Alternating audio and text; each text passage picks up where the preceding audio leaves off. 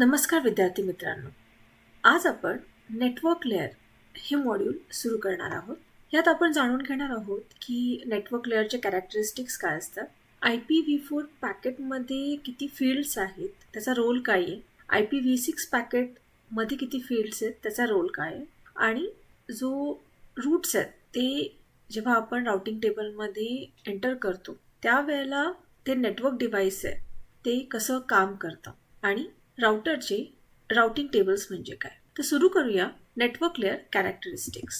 Network layer हा जो आहे तो physical layer, data link layer आणि त्यानंतर नेटवर्क लेअर. नेटवर्क लेअरमध्ये 2 प्रोटोकॉल आहेत. पहिला आहे इंटरनेट प्रोटोकॉल व्हर्जन 4 आणि इंटरनेट प्रोटोकॉल व्हर्जन 6. हे जे ॲड्रेस आहे ते आपल्या PCला दिलं जातं.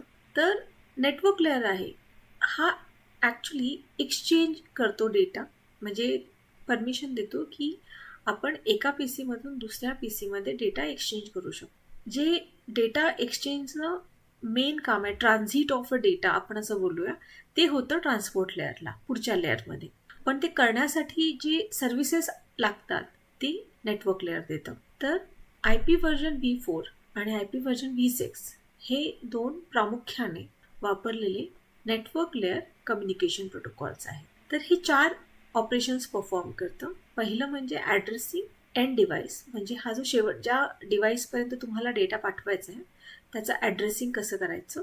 त्याच्यानंतर एनकॅप्सुलेशन, त्यानंतर राउटिंग, आणि जेव्हा आपला डेटा एंड डिव्हाइसपर्यंत जातो तेव्हा डिकॅप्सुलेशन कसं होतं. तर एनकॅप्सुलेशन म्हणजे काय, हा तुमचा IP पॅकेट आहे.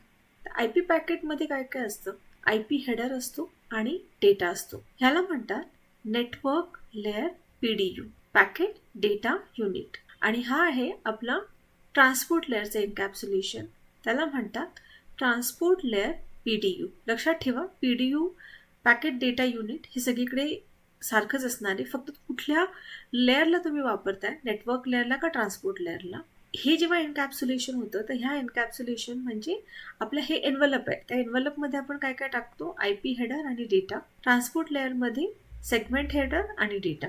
तर IP एन्कॅप्सुलेशन आहे ते ट्रान्सपोर्ट लेअरला सेगमेंटमध्ये होतं. हे IPv4 वरून वापरू शकतं किंवा IPv6 पण वापरू शकतं. आणि हे लेअर 3 ला जाऊन एक्झामिन होतं आणि पुढे पाठवलं जातं. IP ॲड्रेस आहे तो लक्षात ठेवा, सोर्स टू डेस्टिनेशन कधीही बदलत नाही.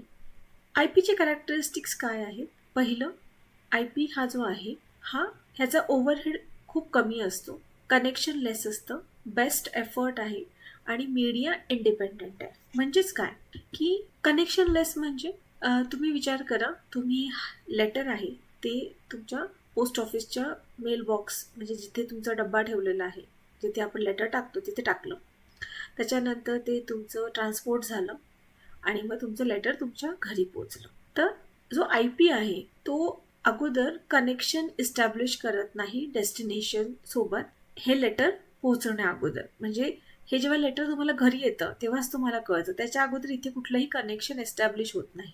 त्यानंतर कंट्रोल इन्फॉर्मेशन आपल्याला लागते, ते म्हणजे सिंक्रोनायझेशन, एक्नॉलेजमेंट. म्हणजे ह्या लेटरमध्ये तुम्ही टू लिहिलेलं असतं, फ्रॉम लिहिलेलं असतं. लेटर जर का डेस्टिनेशनला नाही केलं तर तुम्ही परत ते तुम्हाला भेटणार आहे. जे डेस्टिनेशन आहे ते पॅकेट रिसीव करतं, पण त्याचे प्री नोटिफिकेशन्स, म्हणजे पॅकेट येणार आहे असं कधीही त्याला प्री नोटिफिकेशन भेटत नाही, हे लक्षात ठेवा. त्याच्यानंतर कनेक्शन ओरिएंटेड ट्रॅफिक हा एक प्रोटोकॉल आहे TCP, आणि दुसरा आहे कनेक्शन लेस, तो आहे UDP. हे 2 प्रोटोकॉल्स IP मध्ये आपण वापरतो. आता बेस्ट एफर्ट म्हणजे काय. बेस्ट एफर्ट म्हणजे लक्षात ठेवा की तुम्ही मेल केलं, एखाद्याला मी मेल लिहिलं, तर मला गॅरंटी असते की ते मेल जाणार आहे, पण मला हे नाही कळत की त्याचं एक्नॉलेजमेंट मला आलं नाही आहेत, त्याच्यानंतर बाकी त्याच्यासाठी मी काही प्रोसेस नाही करत. पण आपण जेव्हा मेल करतो तेव्हा आपल्याला माहीत असतं की ते 100% रिसिव्हरला भेटणार आहे. तर ही जी सर्व्हिस आहे किंवा हे जे ॲप्लिकेशन आहे त्याला म्हणतात बेस्ट एफर्ट. त्याच्यानंतर आपण IP मधून व्हॉइस, डेटा, व्हिडिओ, ऑडिओ हे काहीही पाठवू शकतो. म्हणजे आपण जेव्हा एन्कॅप्सुलेशन करतो तेव्हा आय पी पॅकेट आहे त्याला फरक नाही पडत की तुम्ही काय पाठवताय. त्याच्यानंतर त्याच्यामध्ये जर का अनडिलिव्हर्ड किंवा करप्ट पॅकेट्स आहेत तर त्याला मॅनेज नाही करू शकत. त्याच्यानंतर आय पी रिट्रान्समिट पण नाही करू शकत एरर झाल्यावर. तुम्हाला तो परत सोर्सकडून रिट्रान्समिट करावा लागतो. त्याच्यानंतर तो सिक्वेन्स आउट ऑफ गेला तर आय पी त्याला करेक्ट नाही करू शकत. हे सगळं काम क्यूइंग अल्गोरिदम करतात. आता मीडिया इंडिपेंडेंट हे मी ऑलरेडी तुम्हाला सांगितलंय. तर ह्याच्यामध्ये काय आहे फ्रॅगमेंटेशन. फ्रॅगमेंटेशन म्हणजे काय की आता समजा माझ्याकडे एक काचेचा ग्लास आहे आणि तो मला ट्रान्सफर करायचा आहे तर मी त्याला तोडू नाही शकत. पण इथेच जर का आपल्याकडे छोट्या मुलांचे खेळणं आहे तर आपण ते काय करतो त्याचे छोटे छोटे तुकडे वेगळे करतो आणि आपल्याला माहीत असतं ते परत कसे अटॅच करायचे आहेत. त्याला म्हणतात फ्रॅगमेंटेशन. तर जर का आपल्याला आपला डेटा फ्रॅगमेंट करायचा नसेल तर आपण तसं आय पी प्रोटोकॉलमध्ये फ्लॅग सेट करू शकतो. पण त्याच्यामुळे काय होतं लॅटेन्सी वाढते. IPv6 हा फ्रॅगमेंटेशनला सपोर्ट करत नाही. म्हणजेच काय की ट्रक आहे तर आपल्याला जर का ट्रकनी सामान एका इथून दुसरीकडे पाठवायचं असेल तर समजा एखादा छोटा रोड आला तर तुम्ही ते सामान छोट्या छोट्या ट्रकमध्ये ट्रान्सफर केलं तर त्याला म्हणतात की फ्रॅगमेंट. आणि नॉन फ्रॅगमेंट म्हणजे मी अजिबात ती छोट्या छोट्या ट्रकमध्ये ट्रान्सफर करणार नाही, दुसरा रूट घेईन आणि त्याच ट्रकनी सामान पोहोचवेल.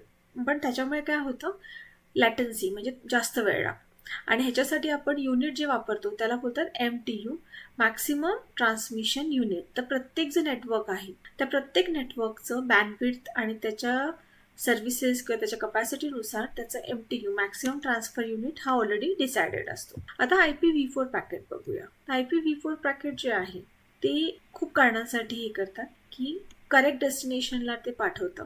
त्याच्यानंतर त्याच्यामध्ये खूप जास्त फील्ड्स आहेत जे की आपल्याला उपयोगाचे आहेत आणि त्याची इन्फॉर्मेशन आहे ती लेअर 3 हँडल करतात. आता ही पॅकेटचं IPv4 पॅकेट हे असं असतं. पहिलं असतं व्हर्जन, त्याच्यानंतर इंटरनेट हेडर लेंथ, त्याच्यानंतर असतं DSCP, ECN, total length, identification flag, fragment offset, header checksum, protocol, time to live, source IP address, destination IP address. Time to live हा खूप महत्त्वाचा आहे कारण की ह्याच्यानुसार ठरतं की हे पॅकेट किती होप्सला जाणार आहे. तर ही जी आहे डायग्रॅम ती 4, 4 दुने 8, 4 12, 4 चौक 16. तर ही जी डायग्रॅम आहे बाईट 1, बाईट 2, बाईट 3, बाईट 4. एक बाईट म्हणजे 6 बिट्स. तर 6, 6, 6, 6. पुढच्या लेक्चरमध्ये आपण IPv4 पॅकेटबद्दल जाणून घेऊया. त्याचा पॅकेट फॉर्मॅट कसा असतो आणि ते कुठल्या पद्धतीने आपण वापरू शकतो. माझ्या पिनाकल या चॅनलवरती हा व्हिडिओ बघितल्याबद्दल धन्यवाद. For more information of this topic, don't forget to subscribe my channel Pinnacle.